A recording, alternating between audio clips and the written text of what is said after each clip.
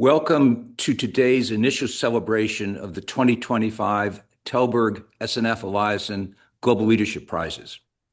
This is by way of a sneak peek for our core network, both those of you who are with us live and those of you who will see this in the next couple of days by way of recording. Let me start with a brief anecdote. Back in 2014, Andreas Dracopoulos and I were having lunch. We were, of course, bemoaning the sorry state of the world and what should be done about it. Now, if we were as prescient as we thought we would have been celebrating the sorry state of the world because of what has happened over the last decade, but there you have it. In any event, we were talking about how awful political leadership is and how when people talk about leadership, they tend to think politicians, but they should be thinking much more broadly.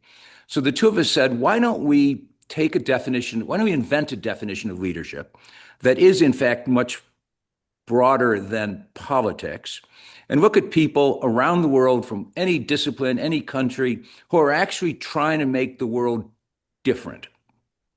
Obviously, make the world a little bit better.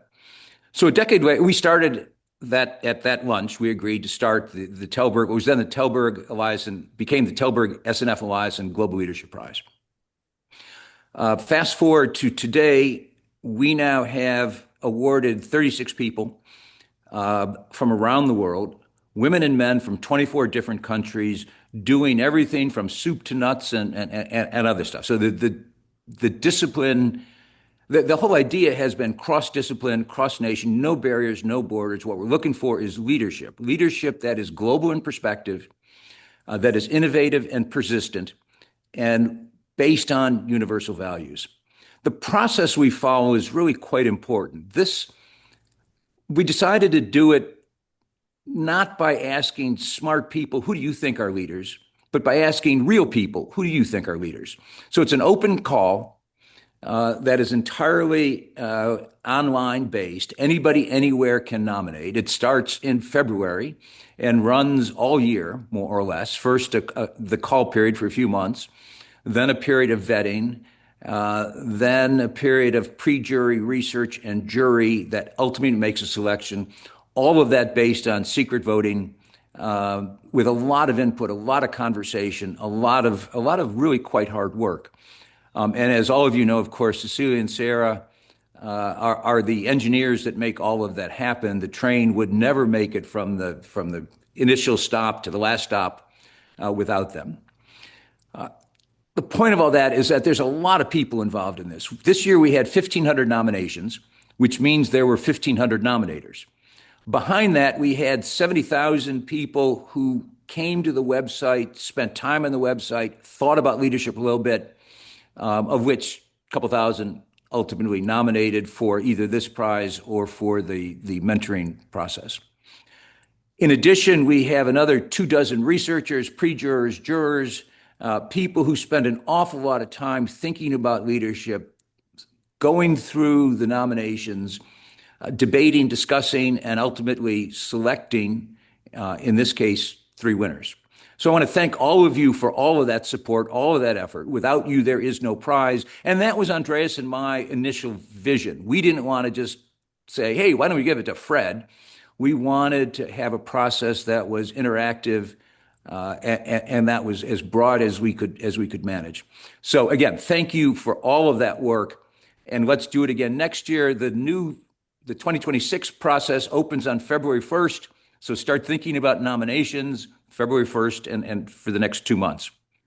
Now I want to introduce Helena Nilsson, who was a juror both in 2025 and 2024 for the prize process.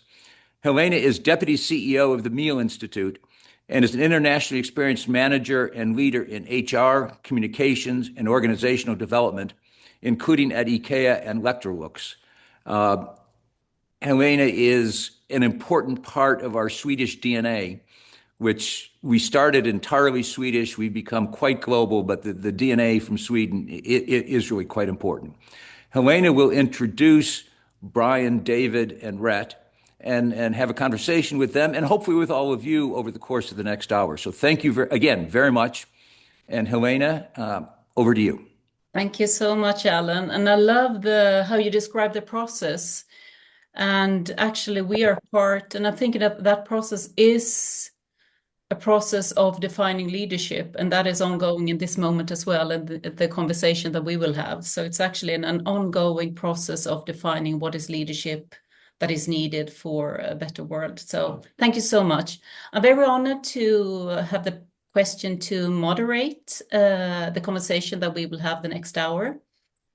And it is together with you, Rhett, Bryan, and David, the winners of the Tällberg-SNF-Eliasson Global Leadership Prize. And it's absolutely wonderful to have you here. So before we get started, I'll just take a note to the ones that are listening in and who's on the call. You will have the opportunity to ask your questions. So if you get inspired, if you get a question that you want to pose, if something really triggers you, write that in the Q&A section, and we will get back to that towards the end of the session or during the session. So we will keep track of that. So I, like Alan said, I had the pleasure of serving on the prize jury this year. So a super inspiring body of work, a very rigorous process, and that makes it even more special to be here with you. So by that, I would like to introduce the 2025 laureates of the Tällberg-SNF-Eliasson Global Leadership Prize. And I thought I'd start with you, Rhett. So Rhett is Butler, founded and built Mongabay, and has since served as the CEO. He's also a writer and a photographer. Mongabay is a non-profit news organization, a global digital platform for high-quality journalism that covers issues at the intersection of people and nature via a network of around 1,000 journalists in more than 80 countries, and I hear currently in 6 languages, but going on 8. So the world has really never needed more reliable, fact-based information. And in an era where misinformation and polarization dominate how we speak in the public space, Mongabay is a reliable source for objective reporting on conservation and the environment on a global basis.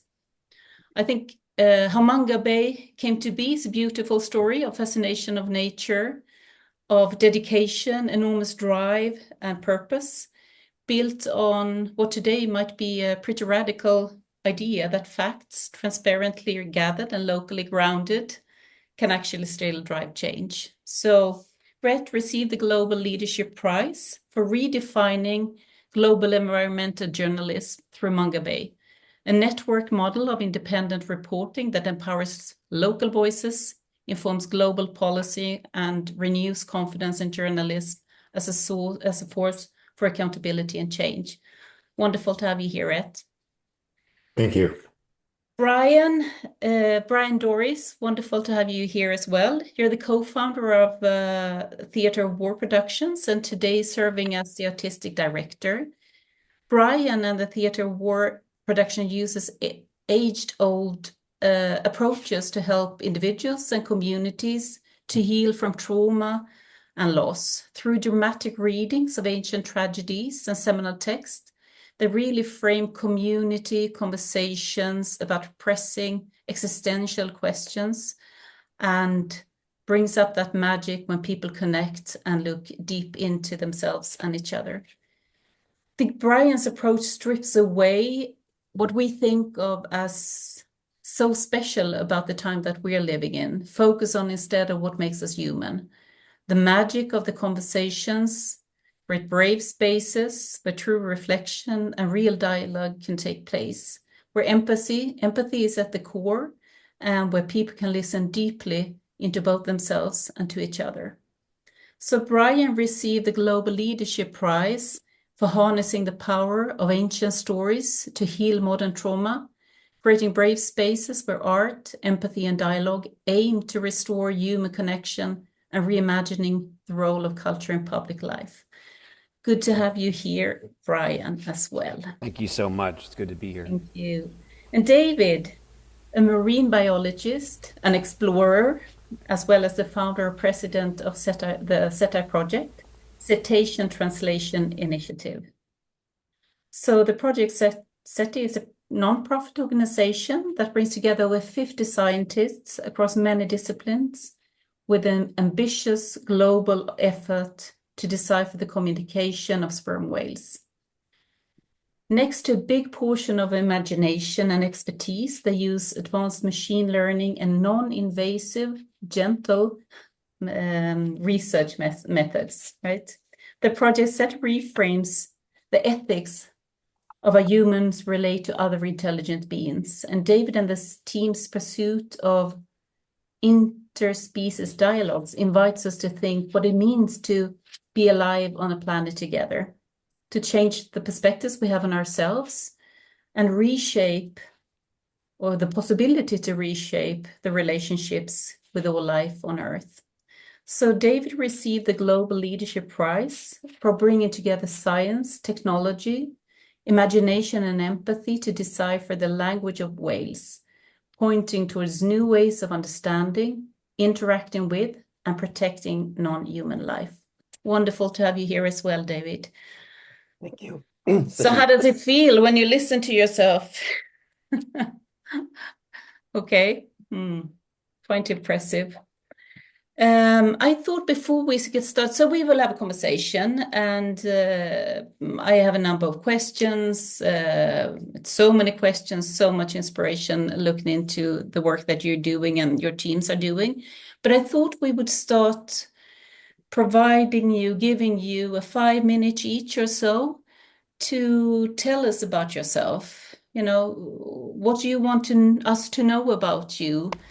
What is it that you try to achieve? What is a problem you solve? And what is your drive and your ambition? I know it's a huge question, but a couple of minutes just to hear your perspective and your voices. Rhett, would you like to start? Sure. So again, this is a great honor. So thank you. Thank you for this. Very surprised to be selected. Yeah, I mean, so my journey really began in childhood, just out of my deep fascination for nature and wildlife.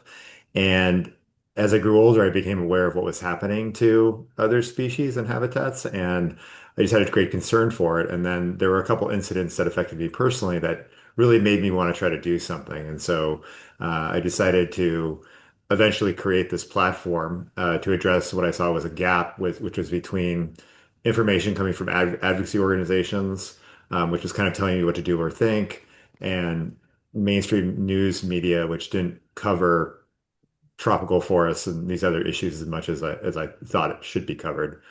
And so Mongabay emerged out of that. And, I quickly realized that uh, I was not the best person. I was not the best placed person to be telling these stories. And so I thought about how could I create opportunities for local journalists and local voices to be elevated and tell these stories. And so that was really the path that unfolded with Mongabay. I have no background in anything I do, so I've always come to this as kind of like an outsider.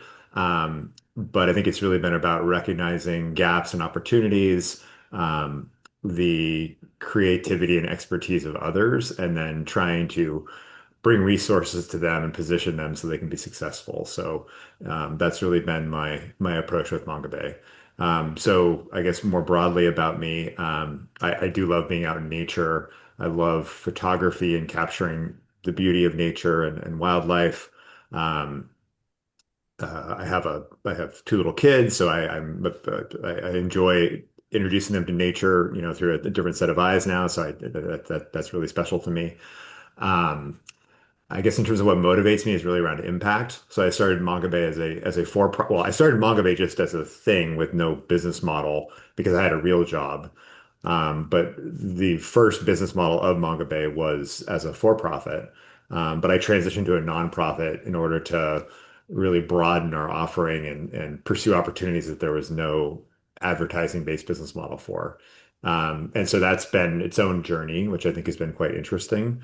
But ultimately has been much better I mean, certainly for Mongabay, but I think also for the world of environmental journalism because we've been able to pioneer a model that other outlets have now adopted. So I don't want to go too long, but hopefully that's a good general background of who I am and my motivations. Wonderful, Rhett. You don't still look upon yourself as an outsider, do you, in the field? Or do you? Uh, I guess I can't. I mean, honestly, I can't say that I am an outsider. I guess I am an insider now, but I guess I just approach things from my own experience and sort of the expertise of the people around me rather than sort of like what's always been done in the sector. Mm. So good position for leadership, maybe, as in, the perspective of the outsider looking at things, being able to see. Hmm. Interesting. Okay, thanks. We'll get back. Bryan, would you like to continue? A couple of minutes from you. Sure. So, Brian Doerries, full disclosure, well, first of all, let me just say it's a huge honor. And I also didn't expect to receive it. And that's because for the last 18 years, largely I feel like I've been swimming upstream against the current of our culture. And so people can say what they will about various awards and the awards culture itself, but for me it's not just an honor, it's actually some relief just to be validated and acknowledged. It makes the swimming upstream a little easier. So I'm grateful to the foundation and to all of the jurors for making that possible. So full disclosure, I'm the son of two psychologists. And this is a direction your life can go if your parents are mental health professionals, although I would say the entire model in some ways that Theater of War Productions is based on a kind of allergy to the psychoanalytic model. Not to say that I don't believe in it. It's important. It is important. It's an important tool. But I studied classics in college, Greek and Latin, and everyone told me that I would never have a career of any kind. And asked me that proverbial eternal question, what are you going to do with that? And I simply refused to believe that there wasn't something to be done with this ancient wisdom and also these 1,000-year-old or multi-thousand-year-old technologies that I had engaged with as a student. So all that's to say, after experiencing personal loss, the loss of someone I loved, to cystic fibrosis when she was 22 and I was 26, and I was her principal caregiver, and she died in New York City. This was my girlfriend, Laura Rothenberg, who was also a writer. I returned to the plays that I'd studied in college, and they all of a sudden spoke to me as if they were written for me or about me, like letters from the ancient world that were sent to me across time. And they said, "You're not the first person to have felt what I now know the words for: moral distress, moral injury, compassion fatigue, the limits of your capacity to care for another person, guilt, shame, solitude." And so I got this idea in my head, well, if the ancient plays could speak to me and actually provide me refuge and relief, then maybe on a much larger scale they could speak to people who'd also felt the naturally isolating experience of loss and trauma and grief. And so that's what led me to start directing my own translations of ancient Greek plays in hospitals.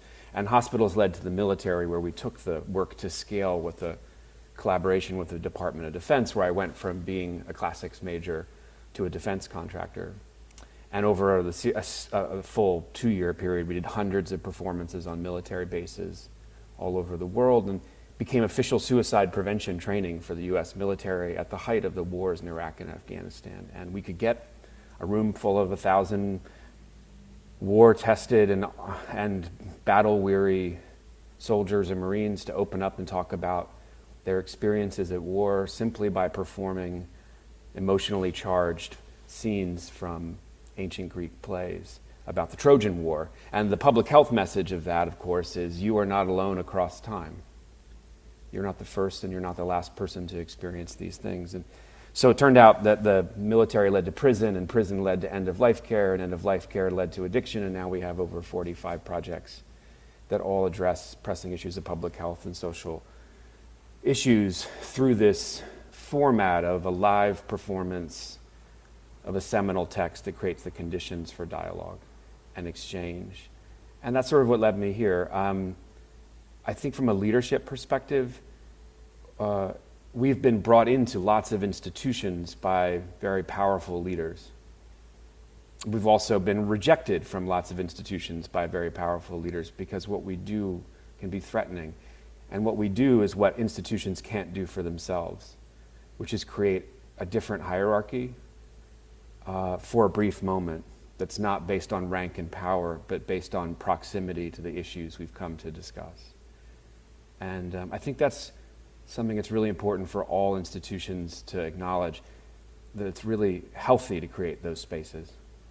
And without them, people experience the moral suffering of working within complex hierarchies in which they don't necessarily always respect the people above them, and which decisions are always going to roll down upon them, which will haunt them in some way, whether you're working in a bank or on the front lines of a war or in a hospital. So I say all that to say that's what brought me here, and I'm grateful for the opportunity to be in exchange with these amazing laureates and with you, Helena. Thank you so much. Thanks, Bryan. Really brings me to think about this pushing boundaries where, you can be okay to keep going, but it could also be a pushback and a throw out. And then you know that you're on the border of something important, I guess. Yes, that's right. It's always a good sign when people are pushing back. Exactly. That's the definitely. concept. Beautiful. So David, over to you. Yeah, well, thank you. Really enjoyed hearing you both, Bryan and Rhett, and also I feel a lot of similarities, and I didn't expect to be here, and I'm honored. But I also know that, in leadership, it's not really the external validation that drives us, and we chose unconventional kind of routes. So it's really grateful to the Tällberg to recognizing this. I came to this also as a child. I always think, our inner child is such an important part of who we are. And I was very just interested in the ants outside my house. And I kind of connected more with the ants than I did with people as a young age. And I just spent hours and hours just watching them and looking at them and observing and kind of wonder. And I think there was a couple of key moments when I looked at some of the biologists like Ed Wilson, that you could make a living actually studying ants. So that was like a big, illuminating thing for my young mind, that this kind of thing that I really enjoyed could be something. But I think deep at heart, it comes from a sense of empathy and curiosity of these tiny little animals that are just living these very complicated lives, and I just wanted to know more. And I really felt for them. And I think my career is also, I didn't really know what I was going to do. I was in a kind of more suburban, more degraded environment where I was growing up, and I I felt that. I could really feel the energy and the weight of that, and the weight of that was having on ourselves and on the nature around us.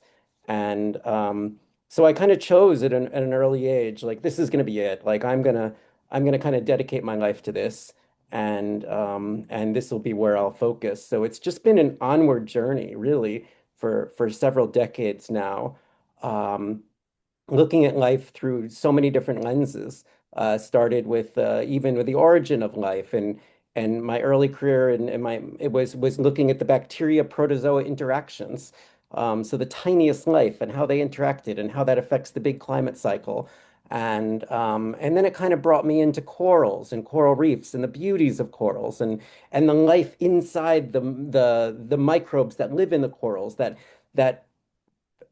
create these beautiful marine ecosystems and the great diversity and how we're reliant on them. And then kind of it even got me even deeper into, deep sea, like what's the life like, miles up beneath the ocean, and how could we study that? And how could we study that without killing them?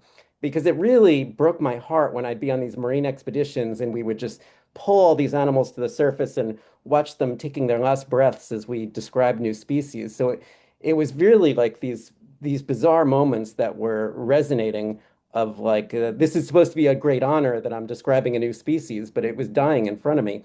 And how could we do this better?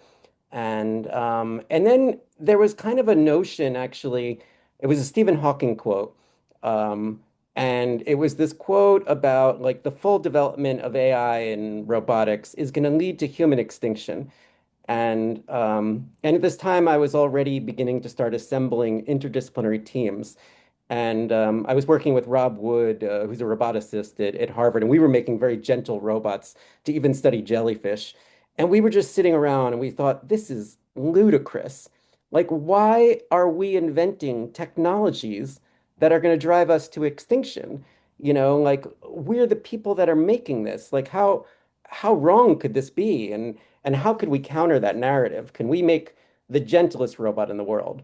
So we did. We made the gentlest robot in the world. We made a robot that can interact with a jellyfish with 1/10 of the pressure that your eyelid rests on your eyeball. And then we showed that we could interact with the jellyfish with giving it less stress.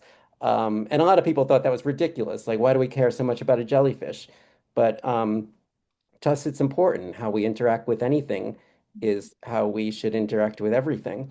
And then just to speed ahead, I made a shark eye camera at one point because I found a shark that had a very special property and I wanted to see the world. But that was very challenging to see the world from a shark. And I realized it's something that hadn't been done much. You know, there's all these beautiful species around us, and we just assume that they look back at us with the same way that they look at us, or we look at them. And so it was first order. Can we bring the shark to an eye doctor and get its pigments and see, can I see the world from the perspective of the shark? And it turns out we could, at least in first order ways. And one thing to another, this leads to this project now, which is kind of a culmination of a life work of testing the hypothesis is can technology bring us closer to the natural world? This is 50 scientists, as you said, across 8 or 9 different disciplines, and we're all working together to translate the voices of sperm whales. And they're beautiful for me because it's scientifically incredibly challenging, but it's also narrative. Like this is the Leviathan, Moby Dick, Bryan, for the Melville, and so it kind of draws us in. And then on the other side, this is an animal that could have the largest. It does have the largest brain on this planet and maybe in the universe, and we've not explored it. We've not explored the intelligence and the language that could be beneath that. So, yeah, it's really an honor now is in to try to lead this team as we go on this journey where there really is no roadmap and building our own robotics and kind of looking and choosing within the AI community of which tools will work and not work, and then bringing in fields that hadn't been brought into animal behavior before, like linguistics, which is turning out to be incredibly fruitful by bringing linguistics into this. So those are just some background, and I'll stop there. But yeah, really, really thankful to be here. Wonderful, David. I think this how you in everything, almost everything you talk about, you talk about this changing perspective, put yourself in a different perspective. You know, the old walk in somebody else's shoes becomes a small thing, but you do that constantly. How does the world look like? Fascinating. So thank you so much.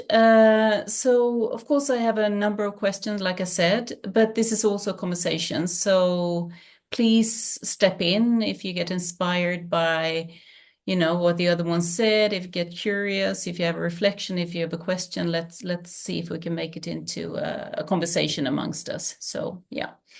So of course all of you and your teams has been, even though you say that, Bryan, but you've been recognized, you've been awarded prizes and been seen in different way. Still, when I notice both on the work on the prize jury, looking at TED Talks or podcasts and reading, I noticed that none of you speak much around leadership or yourself as a leader. So I've seen some quotes and some reflections, but it really strikes me and us when we look at that, how you focus, of course, on the impact and the work that you're doing, but you don't refer much to yourself as leader. So I thought we would spend a little bit of time there. How would you describe yourself as a leader? How do you think of yourself as a leader? I don't know who feels like to start. Would you like to start, Bryan? Sure. Who are you as a leader? How do you think about Well, that? I describe myself as a facilitator. Facilitator, yeah. And I've facilitated now thousands of events over the last 20 years all over the planet. And if I've done my work, two things happen. One, it's a disappearing act. And it's as if I hadn't been there to begin with. The group or the organization or the community that I'm engaging with takes ownership of the conversation and speaks on their own terms about it with great eloquence because of their proximity to the issues we're trying to discuss. So it's a disappearing act. And number two, I know I've done my job when the least powerful person in the room is speaking. When the person who never has the microphone in their hand or doesn't feel they deserve to be the person with the microphone in their hand is sharing their truth, their perspective. And I do see that kind of facilitation as a type of leadership because it runs against the grain of the hierarchy of most institutions. There has to be an order when a surgeon is operating on someone's heart or a torpedo is heading toward a ship. But there are so many other instances in which other types of hierarchies and ways of exchanging information and power are more appropriate than the rigidness of the sort of chain of command by which most institutions are operated and run. So I see myself as someone who's facilitating and honoring and the wisdom in every room, whether that's, we've done performances with Nobel laureates to a busload of tourists from New Jersey, to people who've no formal education whatsoever, but have the most important thing to say in the room. So I see it as an act of leadership. And then I would also say it is an act of leadership, as I was sort of alluding to before, to create leaderless spaces, to create spaces and places where, look, the Greeks knew 2,500 years ago that I feel like we're only rediscovering now, kind of in spite of ourselves, is there had to be places and spaces where communities could communalize, could collectively reckon with the moral, the spiritual, the ethical, the emotional dimensions of the choices that they had to make. The cost of war, the cost of our foreign policy decisions, what it means to allow people across a border, that to do that in isolation and to only hear from the culture of experts is a great disservice to the wisdom that's in every room. So that's how I see my role as a facilitator, as an act of leadership. So you talk very much about that, and I totally agree with you, I should say, with the facilitation. I also think that the facilitative part is an important part of leadership. But you're talking about the leadership in the room during the performances, but you also actually drive, scale an organization with actors and etc. Yeah, so to that end, I came from the nonprofit world, and I appreciate Rhett bringing up the nonprofit, for-profit. I feel like we have kind of sort of two false choices when we talk about the various structures our companies can be run by. I came from the nonprofit world where I managed a national nonprofit in the arts, and I had a large staff that reported to me, and I felt very responsible as a leader for the cultivation of all of those in my direct report. And it was a fulfilling job. I could have done that for the rest of my life, and that would have been fine. I now serve on the board of that organization, so I'm still in contact. But when I started Theater of War Productions, or when I co-founded it, I decided that in order to actually be free and nimble and creative and responsive, I would neither manage nor be managed by anyone. That means I don't have an assistant. It means that I don't have a board of directors. It means that it's a for-profit entity that doesn't answer to high net worth individuals and their concerns and also their fears. It also means that we position ourselves in a world that marginalizes culture and arts to charity as an essential service. We do not position our work as something that should be I mean, we are supported through philanthropy. We're grateful for the philanthropic support, and we wouldn't be here without it.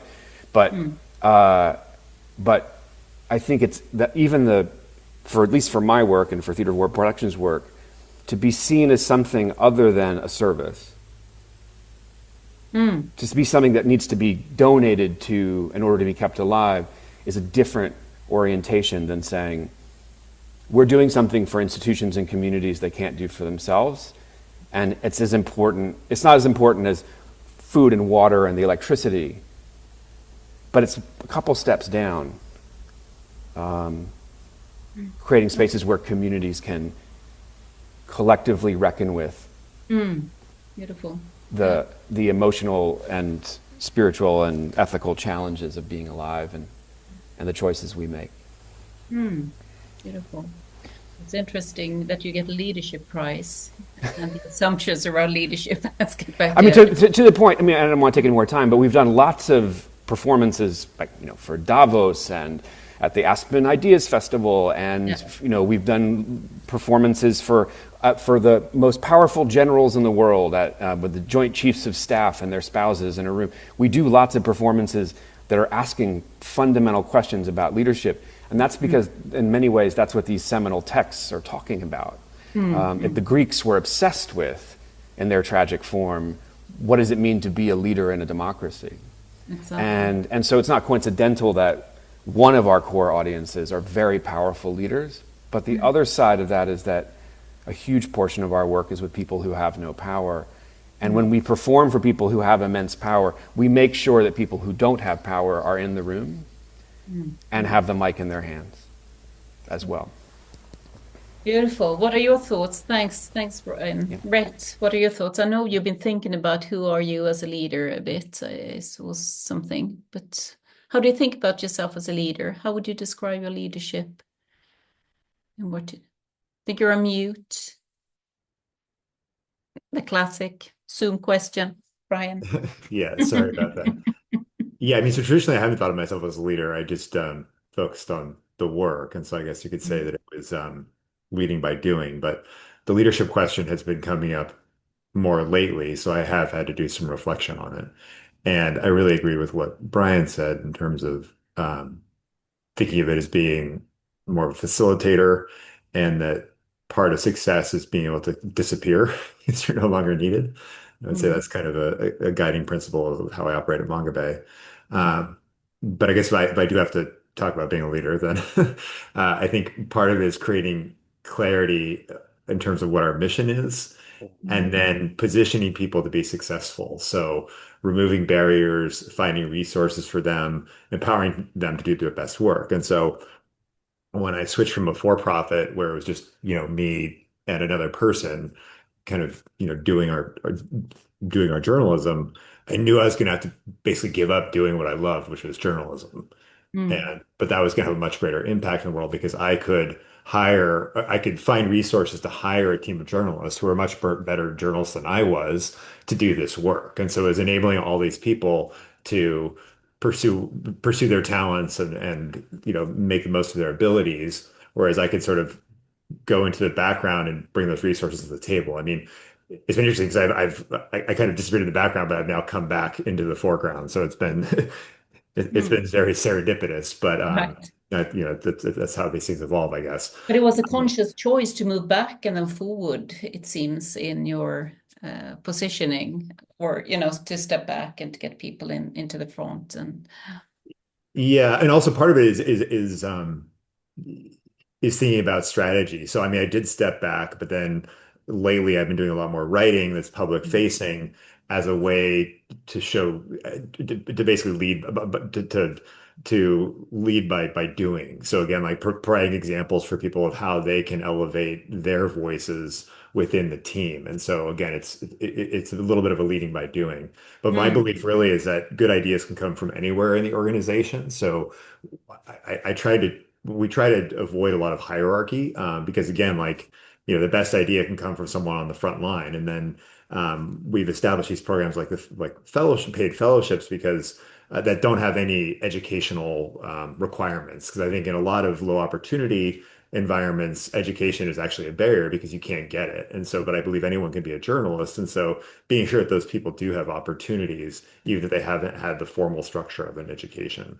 Mm, And mm, so, yeah, I guess in my leadership capacity, part of it is just being able to listen really closely and then connect insights from wherever they come from across the environment, so not only the organization, but more broadly, mm, and then helping people who have great ideas turn those into real impact down the road. And so that's kind of where I sit in this leadership question.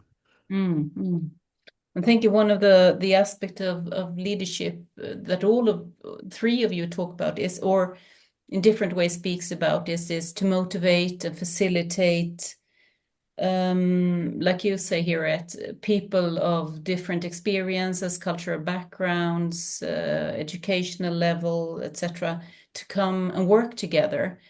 And I'm quite amazed how you are, Rhett. I'm thinking, how do you keep together such a large network of contributors in what it seems to be in a resilient way? I mean, you've been going since the late 90s, I believe, with Mongabay and increasing. So how do you facilitate that contact and collaboration between the journalists or the contributors? What do you do? How Well, does it, what do you do? Yeah. the through line is really the mission and then Yeah. the mechanism for achieving that mission. And so we fundamentally believe that journalism is people who are involved in Mongabay believe that journalism is an intervention that can actually make a difference in the world. And so we Mm, use journalism as that way to help contribute to impact. And so mm, we have an orientation in terms of intersection of people and nature. So there's a thematic realm, but then we employ journalism to to advance that. So there is a very common thread, even if it is across boundaries and languages and cultures. mm. So like a spine holding it together and then towards submission. Yeah. Yeah, exactly. What are your thoughts, David? Who are You you know, as a leader? How do you think about yourself as a leader? What is leadership to you? yeah, no, I'm really enjoying hearing Bryan and Rhett and looking, I feel like leaders, we're always listening and looking at our other leadership styles and ideas. So it's all really inspiring. And I think there's pieces of this that are really resonate, in terms of being the facilitator and trying to be invisible. And also I'm kind of hearing what Rhett says of like, starting out as a journalist, but then as you're a leader, you kind of have to let go a little bit of doing the work and then guiding the work. So changing role.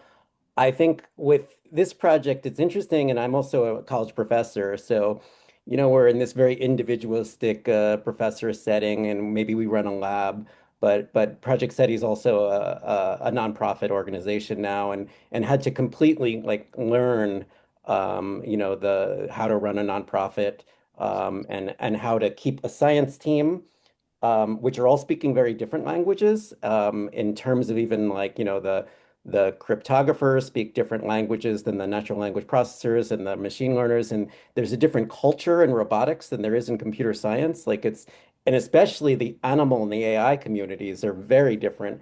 So really just listening, which I'm also kind of hearing from Bryan and Rhett of like kind of listening and good ideas could come from anywhere. Mm, And I think, managing ego and really giving credit to your team and being with your team mm, is important and just learning all the time and also seeking mentorship is important. And I've had many mentors in different ways throughout my career. And I was just thinking of one.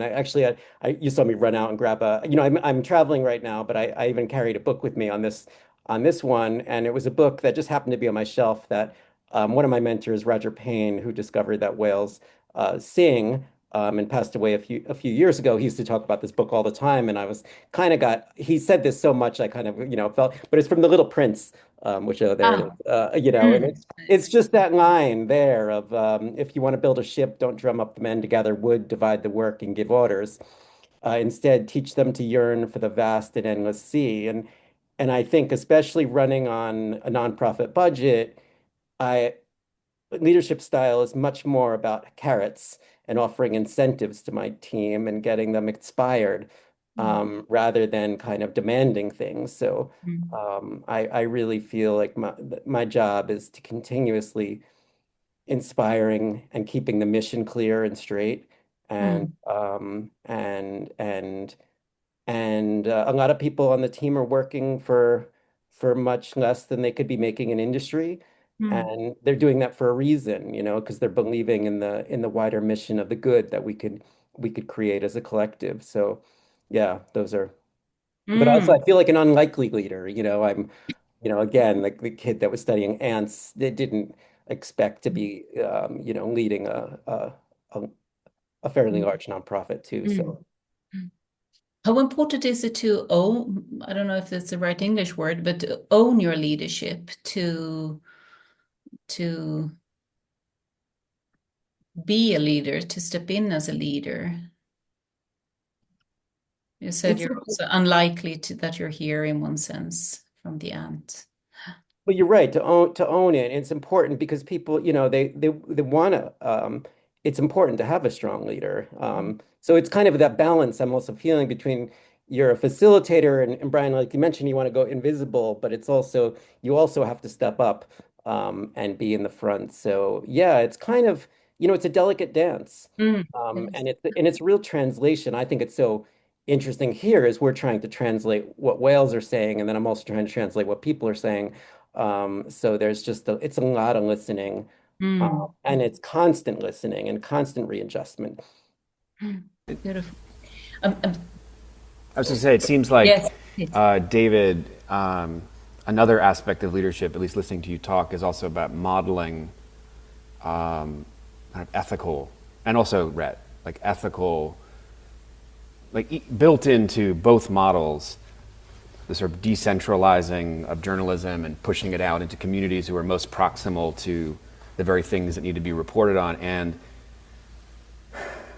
seeing the perspectives of animals and humans from POVs that are also proximal to those beings, closest in proximity, and also gentle and ethical, are ways of modeling I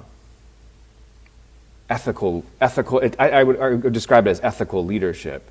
And that ethical leadership also isn't about necessarily, as Rhett said, talking about yourself as a leader. It's about showing another way to a field that may not be able to see beyond the way it's done things traditionally, whether that's journalism, whether that's science or academia, whether that's the arts, which is, from one perspective, the least consequential from my perspective of those fields in terms of the stakes, but still, all the more you see that pattern. And I appreciate the theme that's come up so far about the power of being an outsider and not trying to be of the tribe for whom you are or with whom you are engaging, but respecting that you aren't, and still being able to lead precisely because you can ask the questions that other people can't. And So this dance that David talks about. yeah, it's David and Rhett. And Rhett, yeah. I think we're all talking about that, how to be strong, how to disappear. I got a question here from the people listening here, and it is around assumptions, and it is like this: how are you three helping next generations of leaders push boundaries and challenge their own assumptions? And I think that could be in many different ways. What are your thoughts? Rhett, what comes up to you listening to that? I know you're doing things in Mongabay around this, but how are you thinking about that? Challenge Yeah. assumptions, pushing boundaries. Well, I mean, my general approach to life is to minimize assumptions as much as possible, especially when it comes to people, because I feel like when you enter into a situation with an assumption, it often puts you at a disadvantage or just wrong foots you. And so um, I encourage people to to keep an open mind. I think it's really important, especially as a leader, because the world's changing really quickly, and there are just so many opportunities out there that you sort of have to be aware of. And so if you're kind of like in your silo, not paying attention to other things, all of a sudden your work can become irrelevant or not quite as effective. And so, it's not a leadership program, but we have a paid fellowship program. I think it may be too big a stretch, but we have a paid fellowship program, which is basically to create, opportunities for journalists in low and middle income countries who don't otherwise have opportunities to develop their skills, and to build a portfolio.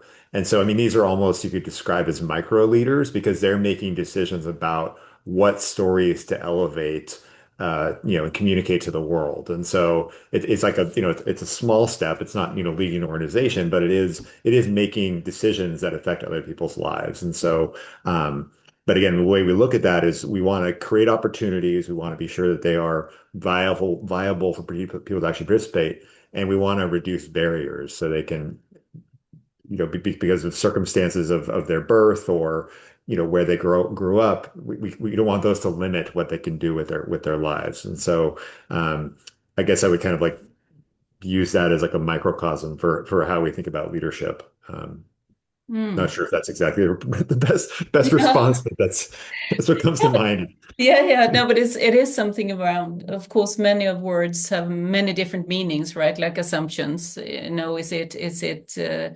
Is it creating opportunities or is it stopping us somehow? Yeah. From the David and Brian, what are your thoughts around that questions? How are you helping next generations of leaders push boundaries and challenge own assumptions? You want to go first, Brian, or I'll? Yeah, David, yeah. Dave first. Sure. Yeah. No, I think that's a great question. I think about it from so many different angles. There's many ways I could think about it. I mean, one is I'm also an educator, so I work a lot with the kind of demographic of 18 to 22-year-olds, which is always really nice to be in contact with that demographic to feel how they're seeing the world.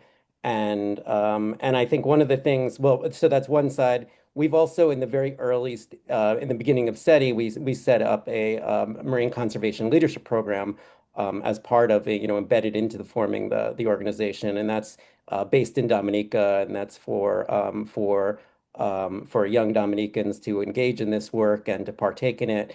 And ultimately, as we're working very place-based in Dominica right now in the Eastern Caribbean to be giving this entire research project to be run entirely by them is the model that we have ultimately. But thinking about that more in terms of youth, and youth are really important, and I think it's just important in terms of um, like I think a lot of speaking in several classes with maybe 8 or 9-year-olds and sharing this idea that we're trying to translate what whales are saying. It's final. They finally look up and like it's about time there's an adult who's doing something that I can relate to. So I feel like it really resonates with them, and Mm. it's just example setting that these individuals are trying to understand what a whale's saying. So it's kind of and it reminds me of Rhett in journalism. And I went to journalism school as well, and there's a classic thing about show, don't tell. And this idea that don't just tell the people to do this, but show how to do it. So just showing that all these folks are working their hardest to try to know what a whale's saying is it also just an important message. Um, Mm. Yeah. um, Mm. Great. So it comes with a responsibility and a joy being a leader, I guess, the show, not tell. One of the things that I've been thinking about that you have in common, and I think is a very important leadership aspect of a world that we live in today, is this your curiosity and willingness to follow ideas, threads, somebody says something that seems to be interesting to follow. And I think you share that, all of you. I mean, you start somewhere and you follow a thread, something draws your imagination and you follow that. Both in research and maybe or very much in your careers as well, I think. How do you stay open to what emerges? How do you balance this intentional versus the emergent? what comes up in your work? I know it's a tricky question, but I think it's one of those leadership questions that we need to ask ourselves. The intention and the emergence in a world that is pretty unstable, anything can happen. What are your thoughts, Bryan? Well, listening to you ask that question, I was reminded of a mentor of mine, Peter Brook, the great stage director of the 20th century. He just died a couple of years ago, and I had the privilege of knowing him as a friend, but also working with him on some productions and even producing some of his work in a prison here in New York City, where I'm currently. And he wrote about something that's really guided my work in one of his books called The Shifting Point. And it's the concept of the formless hunch. And what I like about it, and he means it in terms of the theater, but it could be applied to any field, I think. And at the center of the formless hunch is a question: how can you possibly know what the form is until it emerges?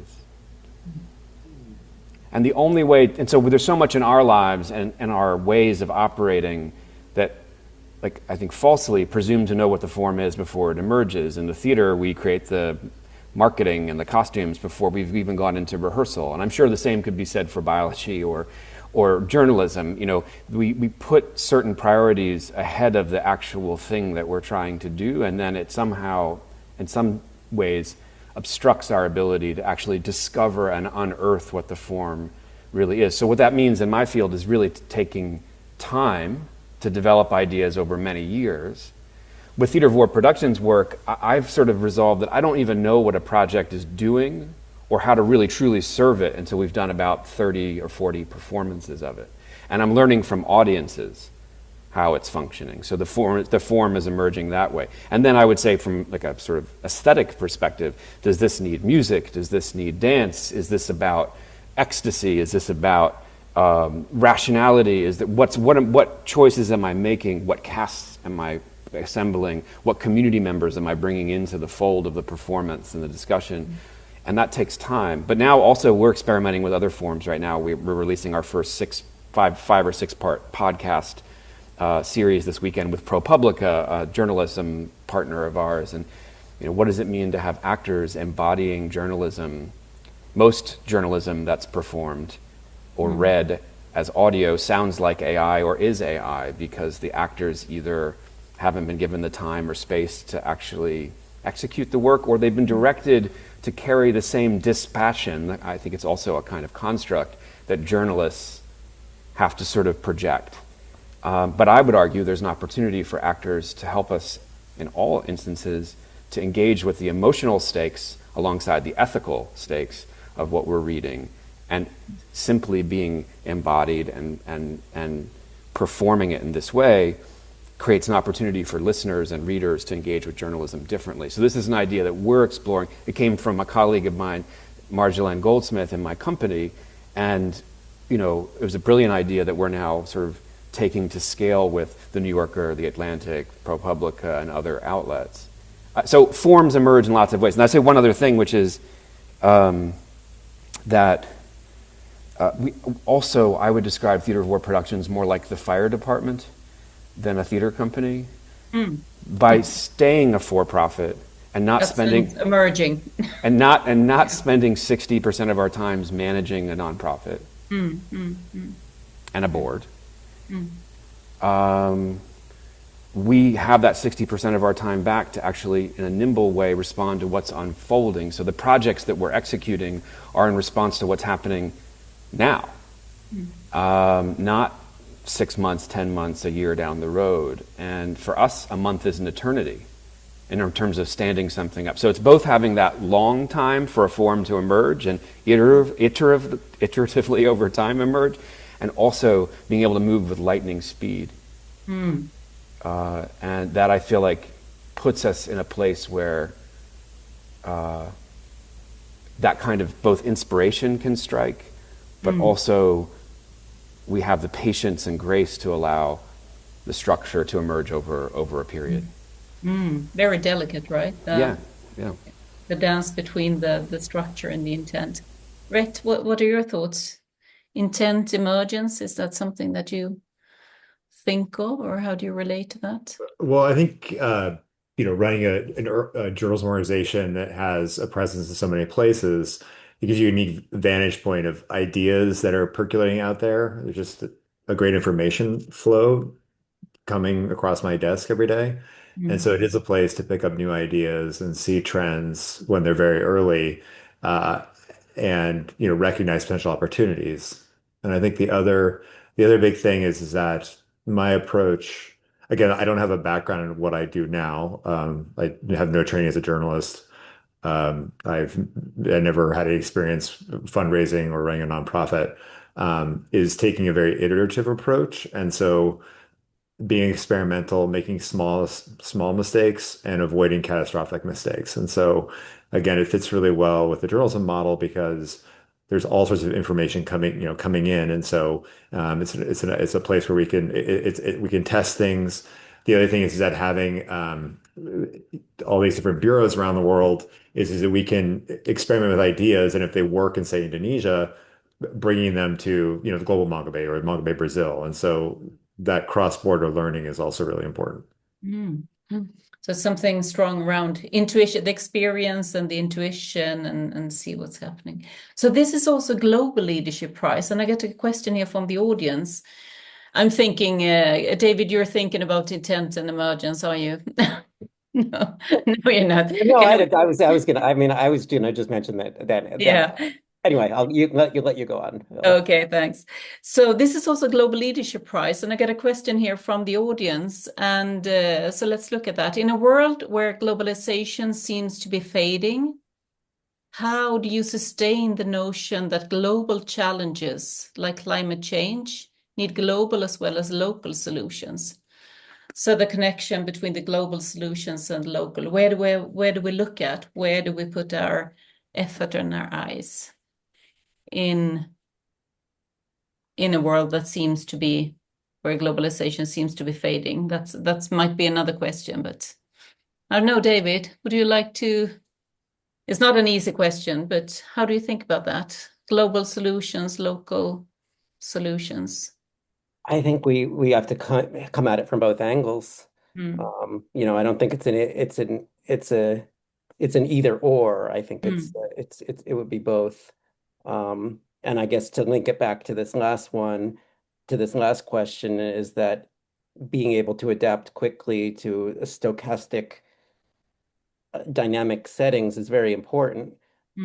Because these are changing quickly. So I think it's about coming up with both global and local tactics and being able to change and modify at what is coming at it. But it's challenging. I mean, this is I'm not gonna cherry coat it. This is one of the most complex dynamic issues that humanity has ever faced at this juncture, and I think it's taking all hands on deck to be able to kind of steer this into a not kind of catastrophic direction. So yeah, but to link to the last one, because you got my head thinking about it, is that just one quick thing is that thinking about theater is that in improvisation and waiting till the short form takes place is that one of the key things that I think helped my leadership was one, being uncomfortable, putting yourself in situations where you're not always comfortable. And one place where that was for me was actually in theater, where I took an improvisational comedy class, which was highly uncomfortable. And it's a yes and you can't come in and do it. But it taught me so much in terms of dealing with uncomfortableness and being in dynamic situations and getting comfortable there and getting, honing our skills in a dynamic setting and listening, because you can't be in a improv comedy class without listening to the people that you're working with. But anyway, there's a bit of comedy, and that's a great way to talk about the assumptions of young leaders, right? To join one of those classes, maybe to the yes and rather than tried it. Yeah. So Rhett, you're really in this. We're closing into. We have another bit less than 10 minutes, but Rhett, I think your work and Mongabay's work is really you really try to work with that global and local aspect. What are your thoughts on that? I mean, that's close to ground, but still Yeah. global initiative or a global ambition. Well, I think one way to interpret global solutions is not necessarily top-down control, but cooperating on problems that cross borders. So whether that's climate, oceans, biodiversity, pandemics, whatever the topic is. And so there's a critical role there for local action. So the best solutions often start in community. And then when you talk about global collaboration, it's supporting and scaling those solutions.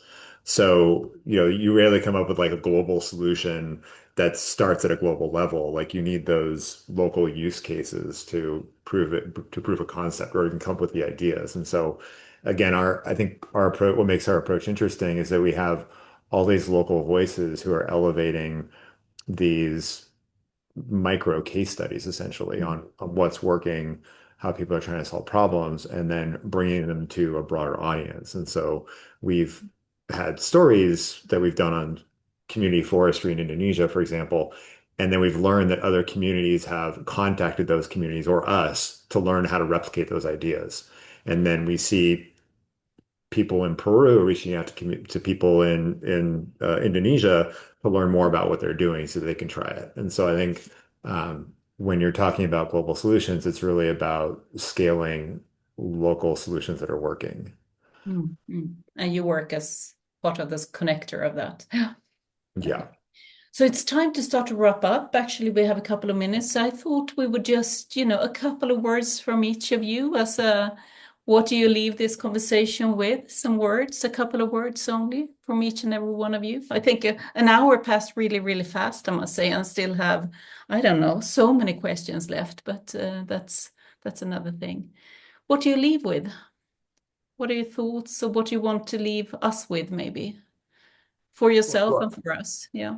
I mean, I would just say just the parallels between our work. I mean, we're all doing different things, but there's so much that Bryan and David said that resonated with me and just aligned with me. So even like, the ants, like I started with ants in the backyard as well. So I just appreciated those connections. Beautiful. Yeah.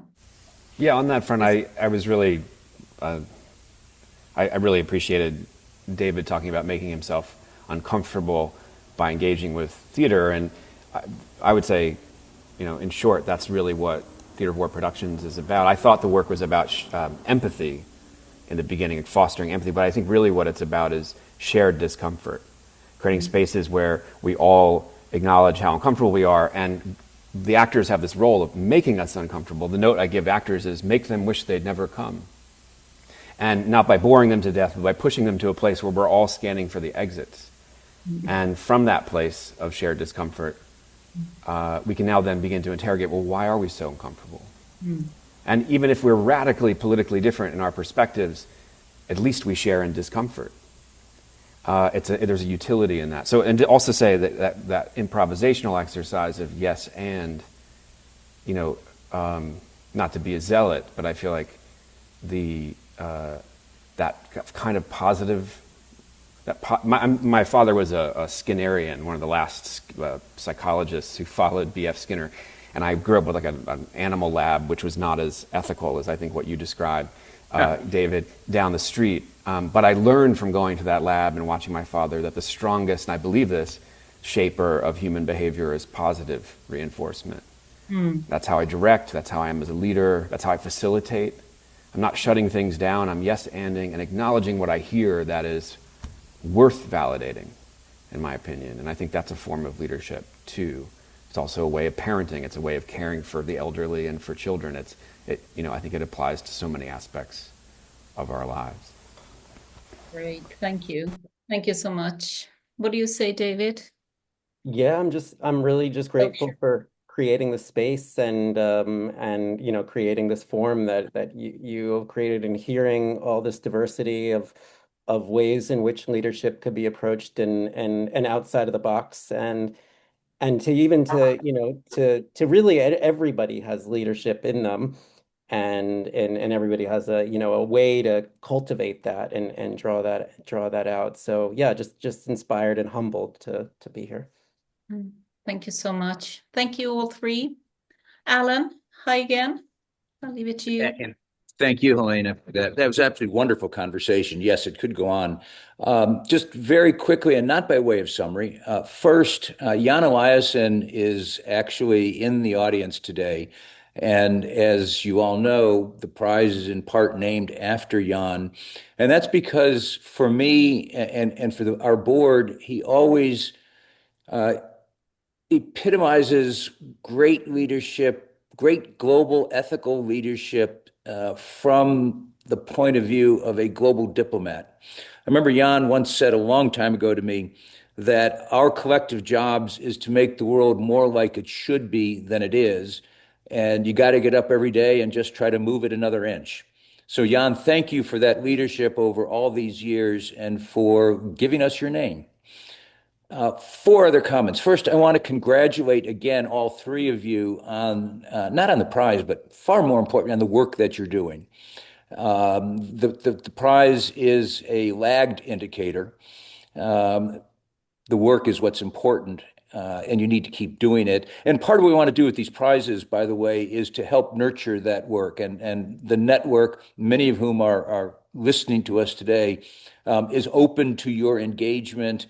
And even beyond that, expects your engagement and see where some of that collaboration might go. I do want to thank everybody who is either with us today or will be seeing this. As I said at the top, this only happens if all of us contribute to it. It's about the work as jurors, as pre-jurors, doing the research, doing the nomination, encouraging other people to nominate, encouraging other people to engage. So again, thank you for all of that. There were a number of questions I know that didn't get answered, but we've done podcasts with Rhett, with Bryan, and David's just dropped while we've been talking.